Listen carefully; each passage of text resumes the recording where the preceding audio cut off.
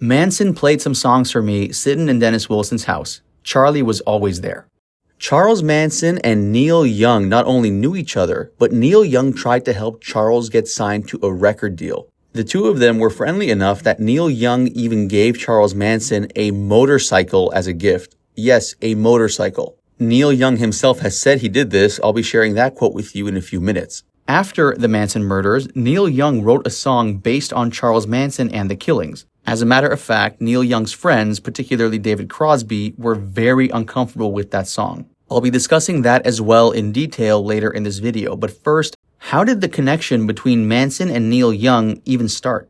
In the summer of 1968, over a dozen of Charlie Manson's girls lived in the house of Beach Boys drummer Dennis Wilson. Charles Manson was frequently over at Dennis Wilson's house, which is where he met Neil Young, another close friend of Dennis Wilson's. The following is from journalist Lee Thomas for Far Out magazine. Quote, Neil Young semi-regularly encountered Charles Manson. Manson was often at the house of Beach Boys co-founder Dennis Wilson. Neil Young would also visit Dennis's house regularly. Thus, somewhat bizarrely, Neil Young had jammed with Manson. Neil Young even helped Manson write new music.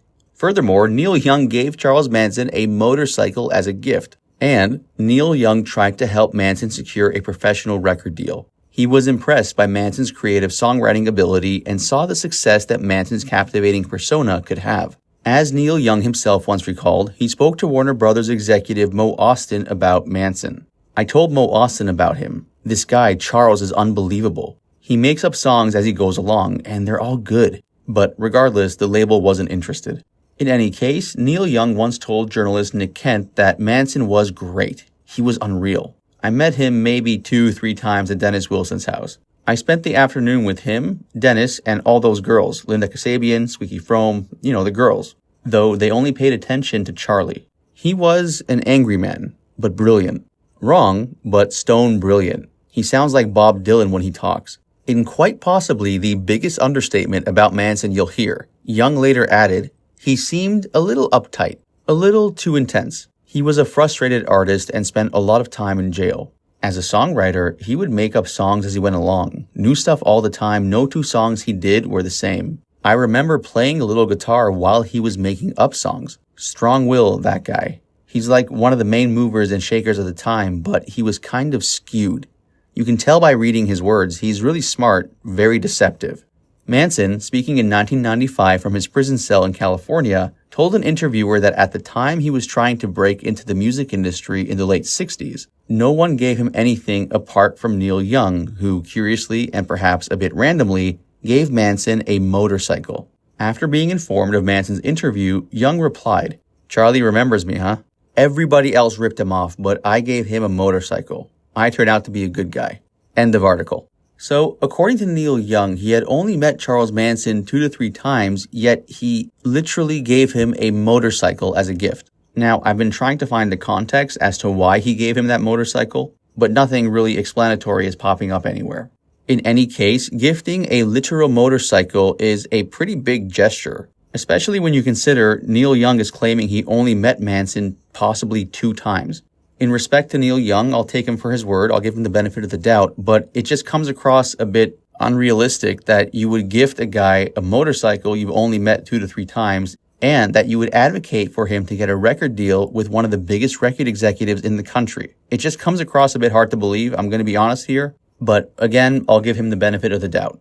In any case, the following is about Charles Manson and Neil Young by Allison Rapp for Ultimate Classic Rock. Quote, before he was a convicted murderer, Charles Manson was an aspiring musician who at one point rubbed shoulders with Neil Young. That was thanks to Dennis Wilson of the Beach Boys. Wilson and Manson had become friends in 1968, occasionally making music, hanging out with girls, and experimenting with drugs. None of which would have raised too many eyebrows at the time, even if Manson appeared a bit more intense than the other people around him. Sometime, Charlie Manson, who's a friend of mine, says he's God and the devil. He sings, plays, and writes poetry. Dennis Wilson said that to Rave magazine in 1968. In 2017, Dennis's Beach Boys bandmate Mike Love recalled the following to ABC News. Dennis was enthralled by him at one point, and it didn't hurt that Manson came with this group of girls, young girls who were very enamored with Charlie and looked up to him as a leader. Again, that was from Mike Love, Dennis's former bandmate. It seemed that as far as Dennis Wilson was concerned, Manson was simply an eccentric but well-liked upcoming artist who had an interest in pursuing music more seriously. Charles had expressed a desire to meet with the executive Mo Austin from Reprise Records, Warner Brothers. And so Wilson introduced Charles to Neil Young. Neil Young was signed to that record label and he knew Mo Austin. Like Dennis, Young also found Manson to be somewhat over the top and strange, but creative nevertheless. He had this kind of music that no one was doing, Young explained in a 1985 interview with writer Bill Flanagan. Young would add the following: Charles would sit down with the guitar and start playing and making up stuff, different every time. It just kept coming out, coming out, coming out. Then he would stop, and you would never hear that one again. Musically, I thought he was very unique. I thought he really had something crazy, something great. He was like a living poet. He had a lot of girls around at the time, and I thought, well, this guy has a lot of girlfriends. Again, that was from a 1985 interview with Neil Young. In 2012, Neil Young wrote the following in his biography, Waging Heavy Peace. Manson's songs were off-the-cuff things he made up as he went along, and they were never the same twice in a row. Kind of like Bob Dylan, but different because it was hard to glimpse a true message in them. But nevertheless, Manson's songs were fascinating. He was quite good. Now, in terms of Neil Young saying that Manson was quite good, Manson was able to even audition for producer Terry Melcher, who'd worked on the first two albums for the Byrds. However, Melcher declined to sign Manson, and both he and Dennis Wilson moved on from the relationship. Of course, nothing ever became of Manson's music career. In 1971, he was convicted of first-degree murder and conspiracy to commit murder for the deaths of 7 people, including actress Sharon Tate. The murders, of course, took place in August of 1969. In 1985, Neil Young said the following: I don't know why he did what he did, but I think Manson was very frustrated in not being able to get a record deal, and he blames somebody. But I don't know what happened. I don't know what they got into. I remember there was a lot of energy whenever he was around, and Manson was different. You could tell he was different. All you have to do is look at him. Once you've seen him, you can never forget him. I'll tell you that. There's just something about him that's... I just can't forget it. I don't know what you would even call it, but I wouldn't want to call it anything in an interview. I would just like to forget about it. Again, that was Neil Young in 1985. Now, not all that long after Manson's conviction in the early 70s, Neil Young wrote a song inspired by the events from the perspective of a bloodthirsty killer. That song was called Revolution Blues, and it appeared on his 1974 album On the Beach. The lyrics include the following: Well, I heard that Laurel Canyon is full of famous stars, but I hate them worse than lepers and I'll kill them in their cars. End of article. Revolution Blues is the third track from Neil Young's album On the Beach. The album was released on July 19, 1974, about 5 years after the Manson murders. By 1974, Neil Young was a very famous, successful musician. On the Beach is his 5th solo album. However, when Neil Young first met Charles Manson in 1968, Neil was not yet nearly as famous as he would become. In 1968, Neil Young hadn't even released his first solo album yet. However, 2 years earlier, in 1966, Neil Young co-founded Buffalo Springfield, and by the time he met Manson in '68, Neil Young did have several well-established, powerful music industry connections, which Manson hoped to use to his advantage. Young did try to help Manson get a major label record deal, but of course that never panned out. As a quick side note, if Manson did get a record deal and became a famous musician, what would have happened to the Manson family? Would he have disbanded the family or kept them along as his loyal followers? More importantly, would some sort of murders still have taken place eventually? I am making a separate video that will explore these alternative timelines. Keep an eye out for that one. Now, going back to Neil Young, as mentioned, Revolution Blues is the third track from his album On the Beach. It was not released as a single, though it is arguably the most famous song from the album. It's certainly the most controversial. Another famous musician, Neil Young's longtime collaborator David Crosby, played rhythm guitar on Revolution Blues. However, although David Crosby played on the album version of Revolution Blues, he did not feel comfortable playing that song live. As a matter of fact, even when it came to the album recording of that song, Crosby wasn't completely comfortable with it. According to the book Neil Young, Long May You Run, David said to Neil, "Don't sing about that." David Crosby, of course, was referring to the dark subject matter of the lyrics. The following is from Stephen L. Jones for SingOut.com. Quote, David Crosby at first wanted nothing to do with the song. Crosby was deeply spooked by the Manson murders and had a fear of overzealous, drugged-out fans. Plus, David Crosby was aware that Neil Young knew Charles Manson. End quote. After the Manson murders, David Crosby armed himself and famously stated, "They're killing all the people with estates." The following is from theweek.com. Quote, Crosby is very afraid of being murdered. He owns guns for self-protection. After he was busted on a firearm charge in the 1980s, his public explanation for why he was carrying a weapon consisted of 2 words, John Lennon. He actually began carrying years earlier after the Manson gang committed the 1969 Sharon Tate murders. The Sharon Tate murders took place just a half mile from Crosby's home. As David Crosby once recalled, "When that happened, I said, I think I'm gonna go get me a 12-gauge shotgun." And I did. Later on, I got a .45 handgun. I've always been a gunner, it's just part of my thing. But no, it's not really based on a reasonable fear. I think you're probably better off calling 911. End quote.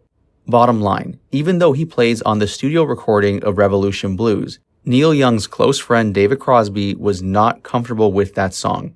1974, the year the song was released, also happened to be the year Neil Young and David Crosby's band, CSNY, had their reunion tour. CSNY ended up playing Revolution Blues live, which, according to Neil Young, made David Crosby very uncomfortable. In 1985, Neil Young said the following in an interview with NME, New Musical Express. Quote, "Well, in 1974, I wasn't touring solo at the time, so I ended up playing Revolution Blues on the CSNY tour instead. David Crosby especially was very uncomfortable." End quote. Again, the Charles Manson-inspired lyrics to the song are what bothered Crosby. For instance, in Revolution Blues, the lyric 10 million dune buggies is a reference to Manson's plan to assemble forces in the desert to carry out his race war. Of course, there's also the infamous closing lines of the song. "Well, I hear that Laurel Canyon is full of famous stars, but I hate them worse than lepers and I'll kill them in their cars." The following is from songfacts.com. Quote, according to Neil Young, the biggest obstacle to Manson achieving fame was that he was so improvisational and unpredictable that a band wouldn't have been able to keep up with him. This was all before the murders, of course. Young has continued to be honest about the respect he had for Manson before the terrible crimes. Neil Young has insinuated that many other Laurel Canyon musicians felt the same way about Manson that he did, but none of them would be as willing to admit their association with him. End quote. In a 1985 interview, Neil Young said the following about Manson. Quote, "I can see these things in other people. You can see it and feel it. Manson would sing a song and just make it up as he went for 3 or 4 minutes, and he would never repeat one word, and it all made perfect sense. It shook you up to listen to it. It was so good that it scared you." End quote. I believe that interview was also with NME. Now, as mentioned earlier, Charles Manson did receive a motorcycle from Neil Young. As a matter of fact, Charles Manson did have ties with a notorious motorcycle gang called the Straight Satans. This idiotic motorcycle gang is actually one of the reasons the murder of Gary Hinman took place. I'll be getting back to Neil Young in just a minute, but first I want to touch on the Gary Hinman murder and how this motorcycle gang essentially triggered the first famous Manson-related killing. Gary Hinman was not a member of the Manson family. However, he got caught up in Manson family drama thanks largely to Bobby Beausoleil. Bobby himself was not a quote-unquote official member of the Manson family, but he was close to Charles Manson. In late July of 1969, Bobby Beausoleil bought mescaline, a psychedelic drug from Gary Hinman. According to some sources, including CharlesManson.com, Bobby bought the mescaline for the Manson-associated Straight Satan's motorcycle gang. The leader of the motorcycle gang, Danny DiCarlo, was even living at the Manson family spawn ranch. The motorcycle gang, particularly Danny DiCarlo, were not happy with the quality of the drug Bobby Beausoleil bought them. Subsequently, Danny DiCarlo forced Bobby Beausoleil to go back to Gary Hinman's house and demand he return the money that was spent on the mescaline. Long story short, one thing led to another, and eventually, Manson himself showed up at Gary's house and slashed Gary across the face with a knife. Here's the massive irony. Bobby Beausoleil initially asked Gary Hinman for $1,000. When Hinman refused to give it to him, there was an argument, but Bobby and Gary did eventually come to an agreement about some sort of compensation for the bad mescaline. This included Gary giving Bobby both of his cars. So, just as all that got settled, Manson arrived and slashed Gary in the face, setting into motion a series of terrible events. If Manson was able to control his temper and his violent tendencies, a lot of things would have been different. After slashing Gary in the face, Manson subsequently left the house and dumped the problem on Bobby to deal with. Gary Hinman, understandably, wanted to go to a hospital to get his injury looked after, but Bobby tried to stop him. He was afraid that Gary might talk to authorities about everything. Eventually, Bobby killed Gary Hinman. Again, all of this started because the motorcycle gang forced Bobby to go back to Gary's house. The following is from charlesmanson.com. Quote, after Manson slashed Gary Hinman and left the house, Beausoleil eventually phoned Spawn Ranch and asked for advice on what to do. Manson came to the phone, told Beausoleil he was on his own, and hung up. Gary Hinman made additional demands to be allowed to go to the hospital. In a state of panic and desperation, Beausoleil made the decision to kill Hinman. Bobby stabbed Gary once in the chest. When Gary did not immediately fall, Bobby stabbed him a second time. In court testimony, the coroner said that the second stab wound was almost instantly fatal. At the crime scene, Bobby tried to make it look as though Hinman had been killed by someone else. Bobby drew the words "political pig" on the wall in Gary's blood. Bobby also painted an animal paw mark on the wall, supposedly to make it appear as though the Black Panthers did it.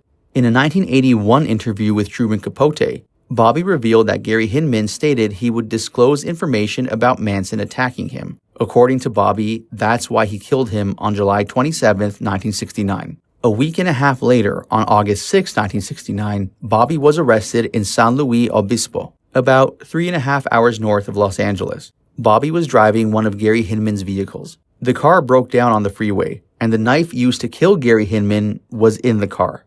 End quote. The Gary Hinman murder essentially served as the quote-unquote blueprint for the Tate LaBianca murders 2 weeks later. Death by knife stabbings and blood writings on the walls of the deceased. Manson killer Susan Atkins was present at Gary Hinman's house when Bobby Beausoleil killed him. There were actually 2 Manson girls present at Hinman's house when Bobby killed him, Susan Atkins and Mary Brunner. Mary was not involved in the Sharon Tate killings. Susan was. Early in the morning on August 9th, just 2 days after Bobby's arrest, Sharon Tate's house was attacked. Susan Atkins wrote the word pig on the front door of Sharon's house using Sharon's blood. Susan Atkins claimed she was inspired to do this because of what Bobby did at Gary's house. Remember, Bobby tried to frame the Black Panthers. Therefore, by doing the same type of blood writing at Sharon Tate's house, Susan and the other Manson family members were trying to make it seem as though the Panthers were also behind the Sharon Tate killings. If people learned that Sharon Tate was murdered by the Panthers in the same way Gary Hinman was killed by the Panthers, then Bobby Beausoleil would be viewed as innocent. It couldn't have been Bobby, it was the Black Panthers. This was the Manson family logic.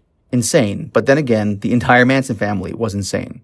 Bottom line, if you connect the dominoes, the Straight Satan's motorcycle gang set into motion the series of events which led to Gary Hinman's murder. So, with all that said, going back to Neil Young, I'm curious if the motorcycle Neil Young gifted Charles Manson wound up in the hands of the motorcycle gang. I'm not suggesting, by the way, that Neil Young had a connection with that gang, nor am I suggesting Neil Young was even aware of Manson's connection with the Straight Satans. But regardless, it would be interesting to know if the Neil Young motorcycle somehow ended up in the hands of the motorcycle gang. Anyways, now going back to the relationship between Neil Young and Charles Manson, the following is from thethings.com by Aya Tsintsiras. In this article, Neil Young is quoted as saying, after a while, a guy showed up, picked up my guitar, and started playing songs on it. He's referring, of course, to Charles Manson. Now, what is not clear is where he says a guy showed up. Showed up where exactly? I'm assuming he's referring to Dennis Wilson's house, but it's not completely clear. Quote, in his book, Young wrote something memorable about a surprising figure, Charles Manson.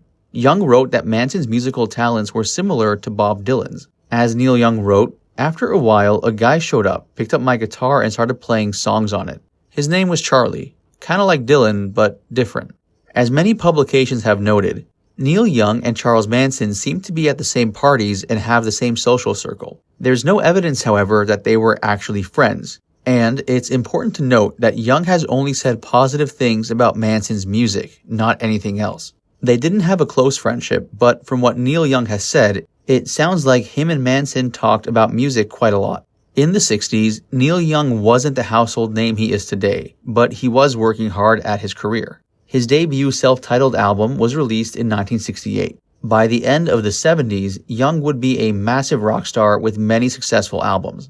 Now, going back to his connection to Manson, Neil Young's song Revolution Blues from his 1974 album On the Beach was about Charles Manson's crimes. The lyrics are intense and paint a picture of the unnerving vibe in California at the time.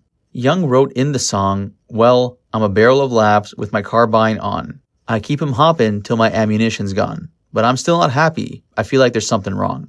Over the years, Neil Young doesn't seem to have said much about this specific song. Perhaps because he said everything he wanted to say in the lyrics.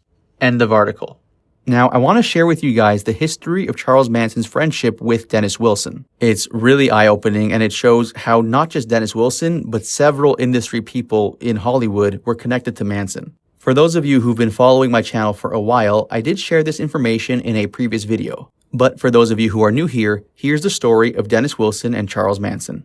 Why didn't Dennis Wilson and Terry Melcher report Charles Manson to the police after the Tate LaBianca murders? For context, Dennis Wilson of the Beach Boys and record producer Terry Melcher both knew Manson personally, especially Dennis Wilson. During the summer of 1968, over a dozen members of Manson's family lived at Dennis's mansion. Dennis Wilson even famously stated, quote, "I live with 17 girls." According to journalist Tom O'Neill, Dennis Wilson, Terry Melcher, and their friend Greg Jacobson all should have realized that Manson was likely behind the Tate LaBianca murders for various reasons. For instance, Charles Manson had discussed his helter-skelter race war theory with them. He mentioned that affluent white people were going to be murdered and that at the scenes of the murders, the killers would use the victims' blood to write messages on the walls. Manson even predicted that some of the victims would be hanged. Well, in both the Tate and LaBianca murders, messages were written on the walls in the blood of their victims. And horrifyingly, when it came to Sharon Tate in particular, she was hanged. So how come neither Dennis Wilson, Terry Melcher, or Greg Jacobson were able to put two and two together? Why didn't they contact the police and mention that it was possibly Manson behind the murders?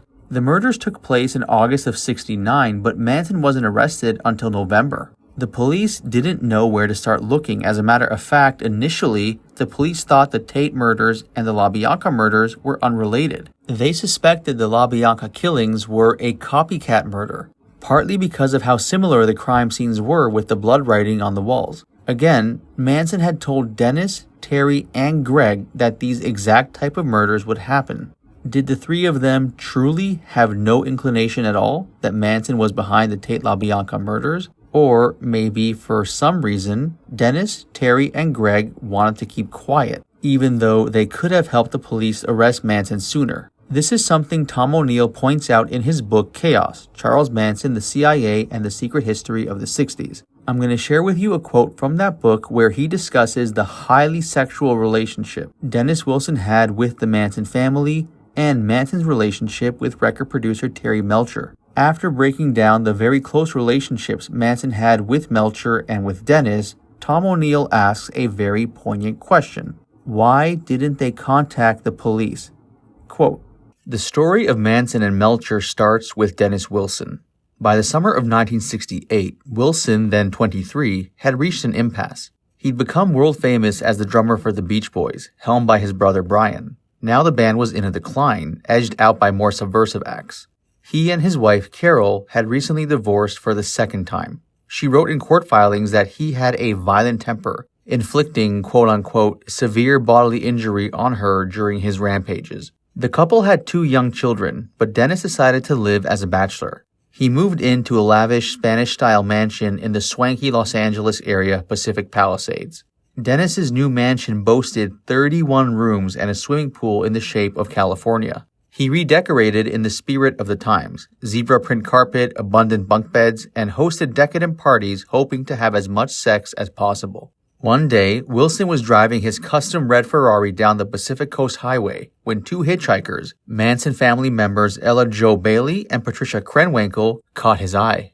He gave them a quick lift. When he saw them again soon afterwards, he picked them up a second time, taking them back to his place for milk and cookies. Whether they actually had cookies or whether those quote-unquote cookies were actually sex, whatever the case may be, the girls told Manson about the encounter. The girls weren't aware of Wilson's clout in the music industry, but Manson was, and he insisted on going back to the house with them. After a late-night recording session, Wilson returned to his estate to surprisingly find the Manson family bus parked outside.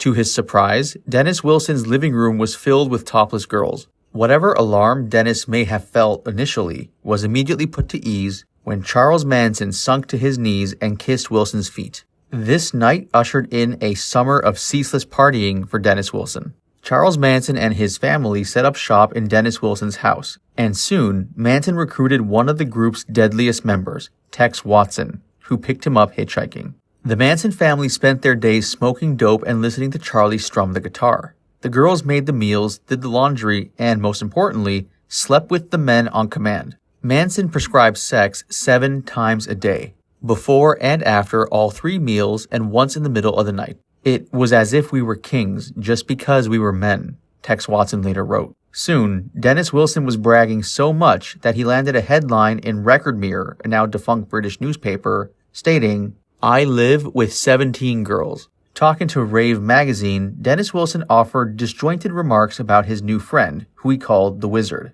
"Sometimes the Wizard frightens me. The Wizard is Charles Manson, a friend of mine who thinks he is God and the devil. He sings, plays, and writes poetry, and he may be another artist for Brother Records." Brother Records being the Beach Boys record label. That last bit excited Manson, who was desperate to leverage his connection with Wilson into a music career. The two of them co-wrote a song titled "Cease to Exist," whose lyrics claim that submission is a gift. Later that year, the Beach Boys recorded the song, but they changed the title, finessed the lyrics, and dropped Manson's songwriting credit, a snub that fueled his anger towards the establishment. Manson hung out with some of the biggest names in music. Neil Young remembered meeting Manson and the girls at Wilson's place.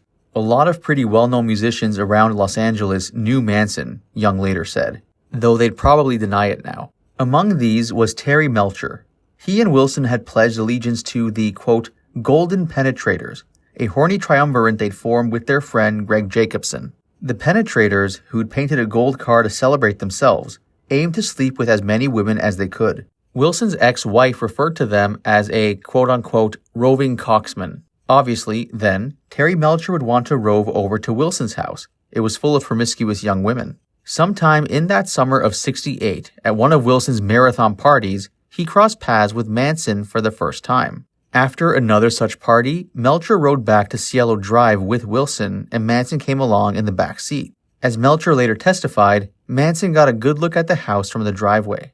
When the end of the summer finally came, things went south with Wilson, who'd finally grown tired of footing the bill for the endless party. Upwards of $100,000 in food, clothes, and car repairs, plus gonorrhea treatments. According to Vincent Bugliosi, Manson's future prosecutor, Dennis Wilson was too frightened of Manson to throw him out. Instead, Dennis simply up and left in the middle of the night, leaving the messy business of eviction to his landlord. But it must have been more complicated than that.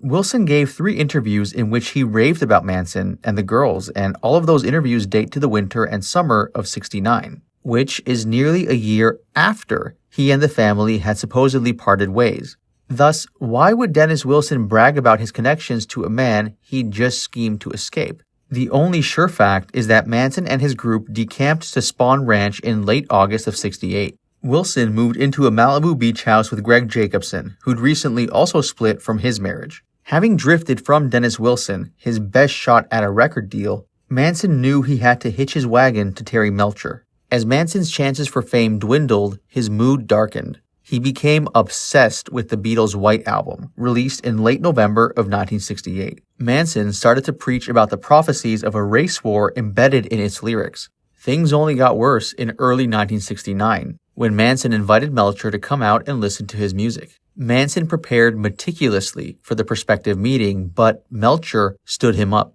On March 23, 1969, a desperate Charles Manson went searching for producer Terry Melcher. Manson thought he could goad the producer, he could urge him into a record deal. And thus, Manson found his way back to the house at Cielo Drive. He remembered Terry Melcher lived there. But instead of Melcher, Sharon Tate's personal photographer, Sharon Hatami, intercepted Manson. The photographer Hatami had never heard of Terry Melcher. He told Manson to go to the guest house and talk to the owner of the property, Rudolph Altobelli. Rudolph explained to Manson that Melcher no longer lived here. Manson prevailed on Greg Jacobson, who was still a friend and still a fan of his girls, to book another session with Melcher. This time, it worked. That May, Melcher made the winding drive to the Spahn Ranch and auditioned Manson in person, visiting twice over 4 days.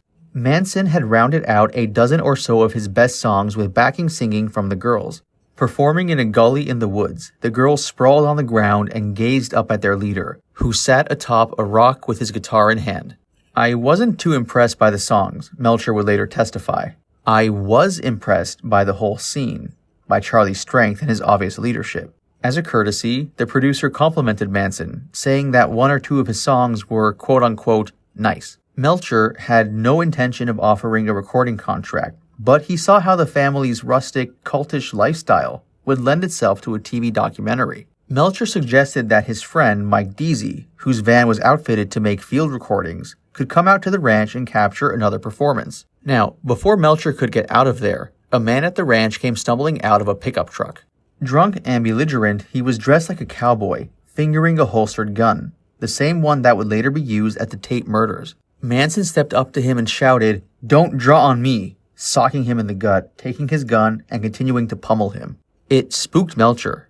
Here was a peace and love cult with naked girls roaming the old Western sets, and yet the constant threat of violence loomed over the place. It was so bizarre it needed to be documented. And so a few days later, Melcher returned with Deasy and Jacobson, and the family repeated their audition. But what had seemed spontaneous now felt rehearsed. Deasy returned a few more times until he had a frightening LSD trip with Manson and vowed never to go back. It was all getting too toxic.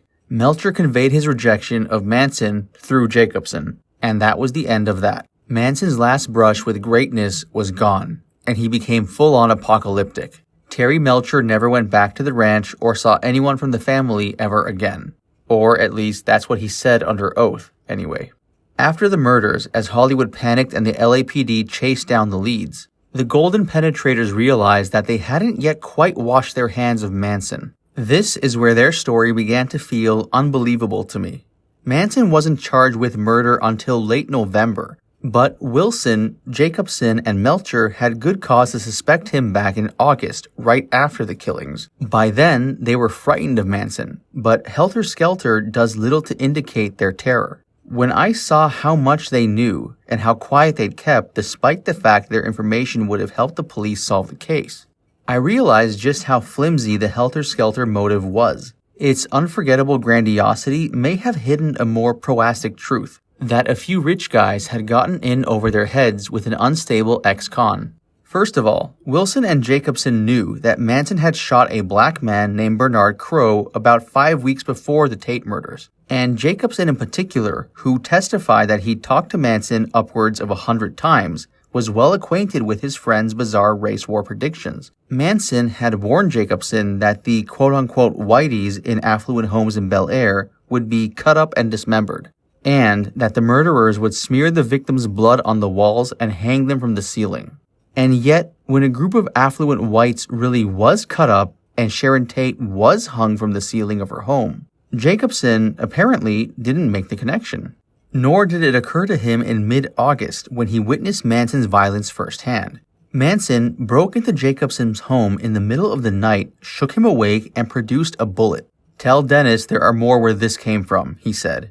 On the witness stand, Jacobson compared Manson that night to a caged bobcat. The electricity was almost pouring out of him, his hair was on end, his eyes were wild. A few days earlier, Manson had shown up at Wilson's house too, demanding $1,500. When Wilson refused to give him the money, Manson threatened him. "Don't be surprised if you never see your kid again." After Manson's eventual arrest, Wilson fell into a deep depression, spurring his problems with drugs and alcohol. Later, he told Beach Boys authorized biographer David Leaf, "I know why Charles Manson did what he did. Someday, I'll tell the world. I'll write a book and explain why he did it." Unfortunately, he never got the chance. In 1983, 3 weeks after his 39th birthday, an acutely drunk Wilson dove from the deck of his boat into the chilly waters of the Marina del Rey. He accidentally drowned. Within days, a rock journalist wrote in the San Francisco Chronicle about a jarring exchange he'd had with Wilson. "Me and Charlie, we founded the family," Dennis had said, apropos of nothing. The Golden Penetrators had an abundance of reasons to accuse Manson of the Tate LaBianca murders. Immediately. They believed he'd shot someone dead, he threatened two of them with violence, and they knew he'd stockpiled guns and knives at the ranch. And the slaughter at Melcher's old house was exactly the kind Manson predicted, down to the most chilling detail. Shouldn't they have connected the dots, or was it possible that there was a conspiracy of silence among them? End quote. There are so many unanswered questions and loose ends that Tom O'Neill has uncovered about the official Manson murder narrative. What is true and what isn't? That's something people are still trying to figure out. Now, interestingly, in 2025, during the massive Los Angeles fires, the Pacific Palisades area was largely decimated. Yet, Dennis Wilson's former house, the Charles Manson crash pad in the Pacific Palisades, was essentially left untouched.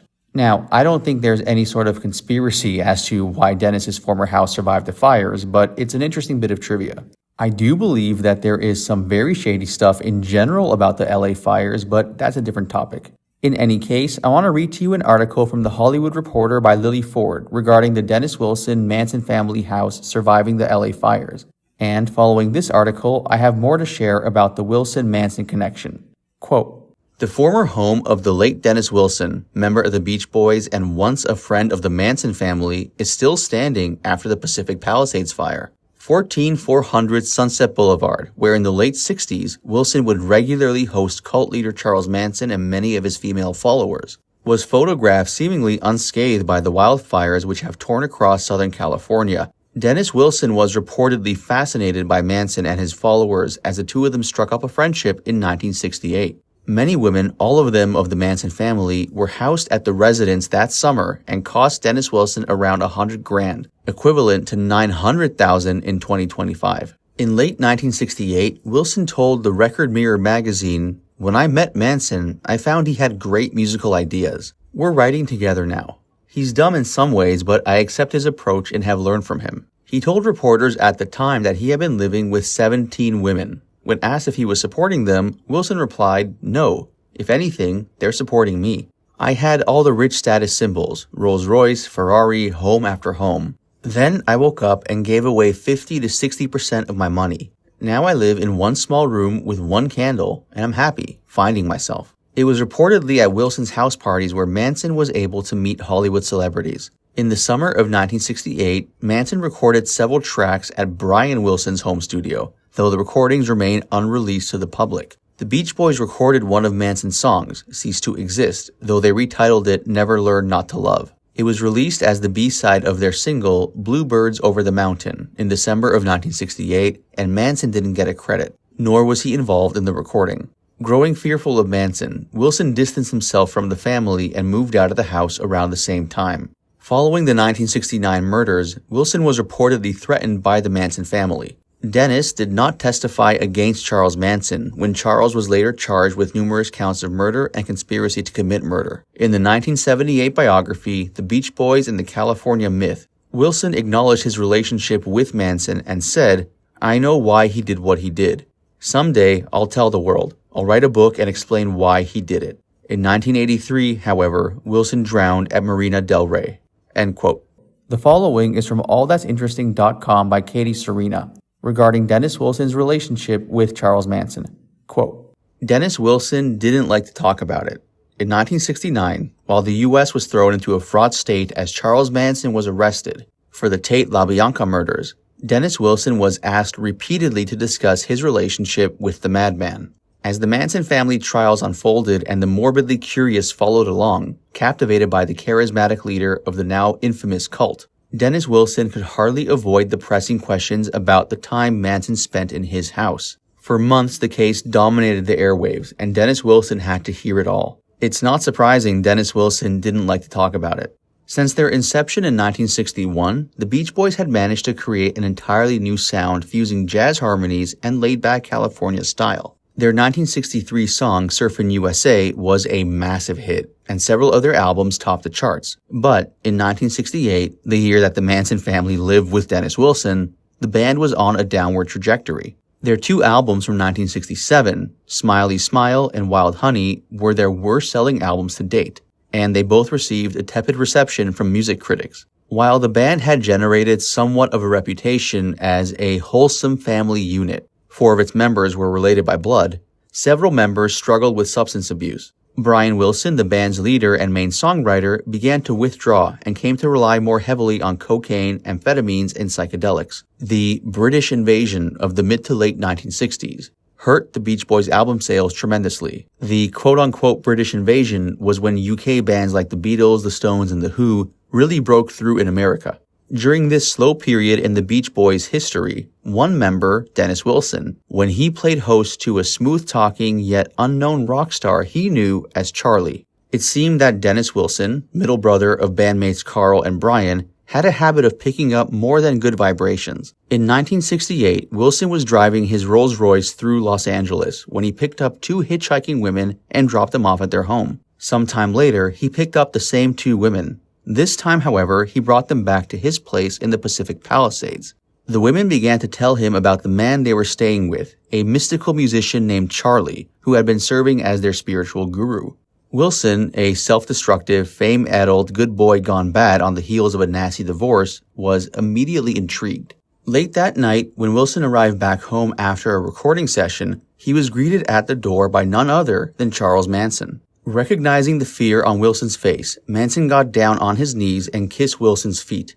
"Do I look like I'm gonna hurt you, brother?" Manson asked Wilson. According to the biography of former Manson family member Diane Lake, the two got along immediately. In her words, Dennis and Charlie hit it off right away, which is not surprising given Charlie's skills at ingratiating himself with strangers. Dennis, in no rush to leave, hung out for a while, smoked some pot with Charlie, and listened to a bit of Manson's music. It was obvious from the start that Dennis liked the girls and admired Charlie's harem.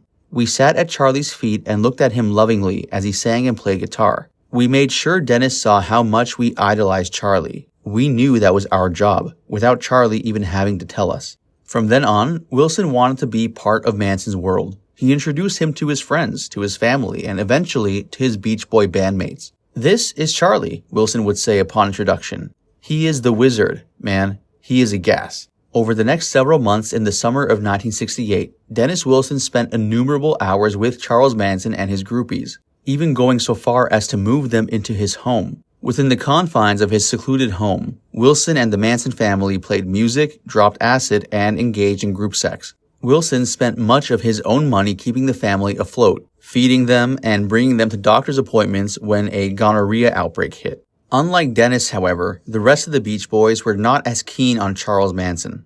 Brian Wilson, the leader of the group and the oldest Wilson brother, took an immediate disliking to Charles and flat out refused to work with him. Charles, of course, was trying to break into the music industry. As summers came to a close, tensions came to a head. During a recording session, Manson found out that producers had altered his music and that the Wilson team was trying to make his sound fit with the Beach Boys. Things got tense and ended with Manson pulling a knife on a producer. That would be the last time Charles Manson and the Beach Boys got together in the studio. Following this knife-pulling incident, the rest of the band urged Dennis to cut ties with Charles Manson. He did, but before he did, Dennis made one last reckless move. In December of 1968, the group recorded Never Learn Not to Love on the B-side of their single, Bluebirds Over the Mountain. Little did people know that the song Never Learn Not to Love was originally known as Cease to Exist and was written by Charles Manson. The song title was changed, some of the lyrics were refined, and when the song was eventually released, the only writing credit was given to Dennis Wilson. Not long after the release of the song, Dennis Wilson awoke one day to find a bullet in his bed. Charles Manson would later take responsibility. In a now famous interview with journalist Diane Sawyer, Charles Manson said the following: "I gave Dennis Wilson a bullet, didn't I? I gave him a bullet because he changed the words to my song." End quote.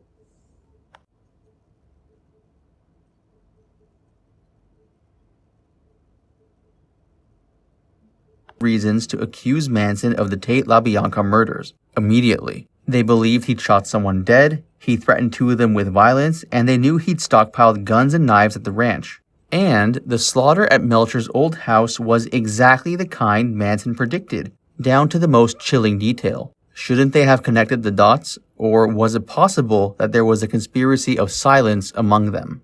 End quote. One theory a lot of people have is that Manson was some sort of a CIA asset, and that, in general, much of the popular music coming out of Los Angeles in the 60s was a government psyop. It might sound completely crazy at first, but the more you dig into it, the more and more it makes sense, at least to an extent. Some people believe, for instance, that Jim Morrison, one of the most prominent figures of 1960s Los Angeles, was also some sort of a CIA plant or something like that. Interestingly, as I've mentioned in a previous video, the police actually questioned Jim Morrison about the Manson murders. Why?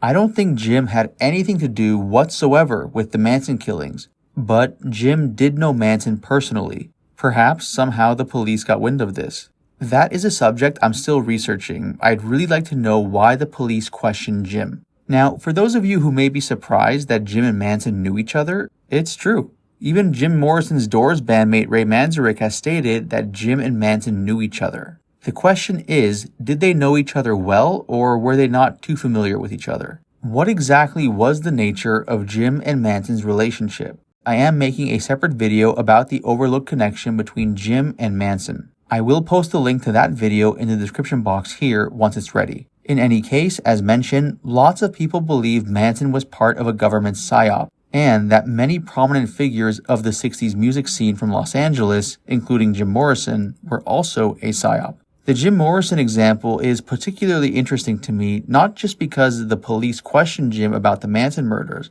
but also because President Nixon and the FBI kept a close eye on Jim. Nixon and the FBI considered Jim Morrison dangerous. They considered him subversive. As one of the leading figures of the hippie movement of the anti-Vietnam War movement, Jim Morrison was not somebody that the government looked upon nicely. The Miami incident gave them the public cover they needed to finally go after Jim very aggressively. I've discussed the Miami incident previously, but for those of you who may not be familiar with it, on March 1st, 1969, during a Doors concert in Miami, Jim Morrison allegedly pulled out his private in front of a packed house.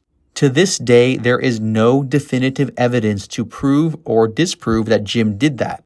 But regardless of the lack of evidence, this alleged incident led to a massive public controversy, which the FBI and President Nixon used to their advantage against Jim. The first thing I want to do here is read to you a quote from Jim Morrison, Life-Death Legend by Stephen Davis, where he breaks down how the FBI and President Nixon went after Jim. Quote, "The FBI files, the dossier concerning Jim Morrison, contains a report on the infamous Miami show from March 1st, 1969, where Jim allegedly pulled out his private. The name of the FBI informant is blacked out. The informant declared that Jim exposed himself. According to the file, the informant advised that he is conducting an investigation and warrants will be obtained for Jim Morrison's arrest on misdemeanor charges. The matter will be discussed with the Florida State Attorney's Office to determine if Jim Morrison can be charged with a felony." Now, on March 5th, 1969, a few days after the concert, Larry Mahoney, a young reporter for the Miami Herald, reported that the Miami police had issued an arrest warrant for Jim, charging indecent exposure and disorderly conduct by profanity. Jim Morrison was in big trouble, much bigger than anyone realized. Officials at both the FBI and the Nixon White House believe that Jim Morrison had previously made threats against President Nixon. Whether or not Jim actually threatened or was a threat to Nixon was irrelevant. This Miami case presented the authorities the perfect opportunity to finally shut Jim up. The FBI's notorious COINTELPRO operation was currently neutralizing, sometimes violently, the government's critics and perceived enemies. They were, for instance, already harassing John Lennon, who had made outraged statements against Nixon's policies. The details that can be gleaned over from Jim Morrison's censored FBI file, plus the prosecution and subsequent police threats against Jim, seem to indicate that no less than the director of the FBI himself, J. Edgar Hoover, may have had a hand in the persecution of Jim Morrison. President Nixon himself sent a letter of support to a quote-unquote rally for decency held at the Orange Bowl in Miami on March 23, 1969, to protest the behavior of Jim Morrison. Meanwhile, the Doors' lucrative tour was suddenly canceled. The Concert Halls Management Association put out the word that the Doors were poison. Their insurance company canceled their policies. Big money dates in Jacksonville, Pittsburgh, Philadelphia, Toronto, Detroit, Boston, etc., were immediately spiked. Suddenly, almost mysteriously, the Doors dropped off the radio, as if they've been banned from airplay. And this wasn't just in March. For instance, scheduled summer shows in Seattle and Hawaii were also canceled. Rumors circulated that local FBI offices were warning promoters to stay away from the Doors. Letters concerning the quote-unquote filth the Doors were peddling continued to find their way to J. Edgar Hoover and were subsequently filed in the Doors' FBI dossier. The following year, in August of 1970, Jim Morrison was back in Florida for trial proceedings. It seemed obvious to various observers that Jim Morrison was being railroaded to prison under the watchful eye of the Nixon administration. Somebody was out to break the Doors financially and physically. No one in the media was going to stand up for Jim in his hour of need. On October 14, 1970, Jim taped an interview with the rock magazine Circus. During this interview, Jim said he was facing prison time and that he was worried about it. In Jim's own words, he called the Miami trial more a political than a sexual scandal. Jim Morrison's first rub-in with the FBI, however, wasn't the Miami trial of '69. It goes back at least a year earlier to 1968. February 1968. One morning, America woke up, turned on breakfast television, and watched in awe as a barefoot peasant militia battered American troops and took over the major cities of South Vietnam. This was the fabled Tet, Lunar New Year offensive, when the Viet Cong almost overran the South Vietnamese army and their American allies. South Vietnam was saved only after bloody pitched battles. Famous quote, "We had to destroy the village in order to save it." From that moment on, the great mass of Americans knew the Vietnam conflict was lost. The war dragged on for 7 more years at enormous and disgraceful costs to American lives. The Doors, to their credit, did their best to stop the carnage. They had been performing The Unknown Soldier, their acute and furious protest song, for the past several months. Their Soldier promo clip, meant to be broadcast but immediately banned for its violence and amateurish production values, was shown at Doors concerts beginning the following month. The audiences were stunned, and a few even realized they had seen one of the most intense anti-war statements that Americans had ever committed to film. It was around then, according to the heavily censored Federal Bureau of Investigation files on the Doors, that a group of radio executives in the South sent letters to the FBI Director J. Edgar Hoover suggesting that the Doors were disseminating enemy propaganda and damaging civilian morale with their obscene performances and anti-war messages. End quote. Now, some people believe that Jim Morrison may have also been a CIA asset. I covered this in my previous video about Jim and Manson, but for those of you who haven't seen it, here's a quick recap.